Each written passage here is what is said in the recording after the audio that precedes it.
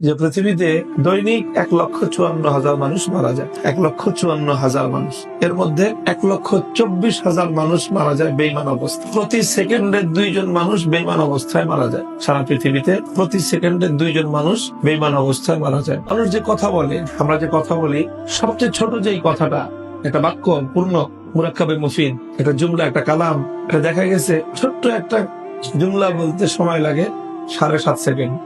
অর্থাৎ আমি একটা কথা বলতেছি, আমার একটা কথা বলার সময়ের মধ্যেই 15 জন মানুষ জাহান্নামের আগুনে পুড়ে যাচ্ছে।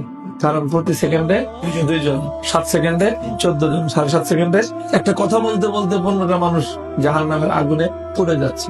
এক একটা গ্রামে গড়ে পৃথিবীতে মানুষ বসবাস করে 2,000 মানুষ। 1,24,000 মানুষ যদি প্রতিদিন জাহান্নামের আগুনে পুড়ে, তার মানে 62টা গ্রাম প্রতিদিন জাহান্নামের আগুনে পুড়ে ছাই হয়ে যাচ্ছে। 62টা গ্রাম জ্বলতেছে, আর আমরা হলাম ফায়ার ব্রিগেডের দায়িত্বে।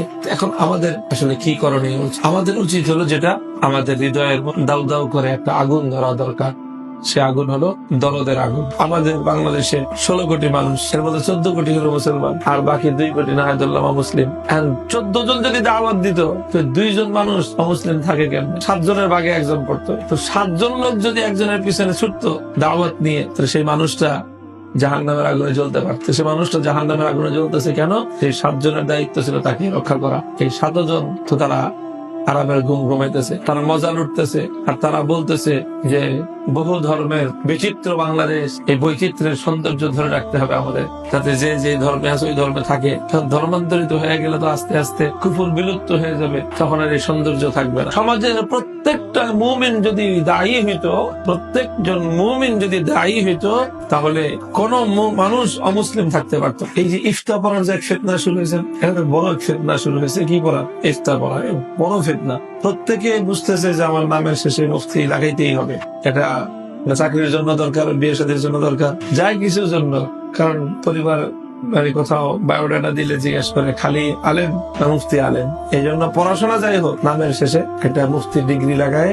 এই যে ব্যাপক ভাবে সব ইফতা পড়তেছে, অথচ আমলে গিয়ে এটা তেমন কোন প্রয়োজনীয়তা দেখা যাচ্ছে না অধিকাংশের জীবনে। এই মানুষগুলো যদি তারা দাওয়াতের উপর পড়াশোনা করে নিজেদেরকে আরেকটু প্রস্তুত করে এই কাজে যদি নামতো, তো উম্মতের বড় ফায়দা হয়ে যেত। তো যেই সরিষা দিয়ে ভূত ছাড়াবো, ওই শস্যের মধ্যে তো ভূত। যে ওলামাদের জিম্মাদারি ছিল, এটা যে ওলামাদের জিম্মাদারি ছিল। আমি তো বললাম যে প্রত্যেক মুমিনেরই তো দায়ী হওয়ার কথা। তো প্রত্যেক মুমিন যদি দায়ী হইতো, তাহলে 7 জন মুমিন একজন অমুসলিমকে দাওয়াত দিত, তো সে অমুসলিম কয়দিন আর অমুসলিম থাকছে? সে উল্টা দাওয়াত দিবে তো দূরের কথা, 7 জনের দাওয়াতের ঠেলায় তো সে নিজেই ইসলাম কবুল করত। বাদ দেন ইমানদারদের কথা, ওলামাদের কথা ধরেন। আলহামদুলিল্লাহ, লক্ষ লক্ষ ওলামা, প্রত্যেক আলেম যদি অন্তত দাওয়াতিল ঈমান মুসলিমদেরকে যদি দাওয়াত দিত।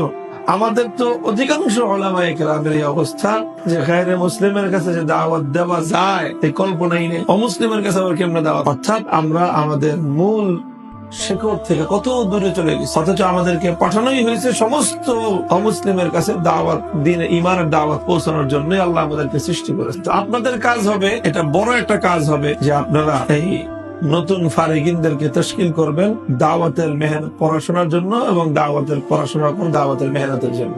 ইফতা না পড়ার জন্য তশকিল করবেন। ইফতা পড়িস, মুফতির জ্বালায় দেশে এখন গিজ গিজ করে, পাও রাখা যায় না মুফতির। যে পরিমাণ মুফতি হয়েছে, আগামী 50 বছর যদি বাংলাদেশে আর কোনো মুফতি নাও হয়, তাহলে এই জাতির ফতোয়ার জন্য কি এখন দরকার? দায়ী, কাজের দরকার, কাজ, দায়ী দরকার। দায়ী ঘরে ঘরে দায়ী দরকার, ঘরে ঘরে মুফতির দরকার নেই। পুরা মহল্লায় একজন মুফতি থাকলেই যথেষ্ট, কিন্তু দায়ী প্রত্যেকের দায়ী হওয়া দরকার।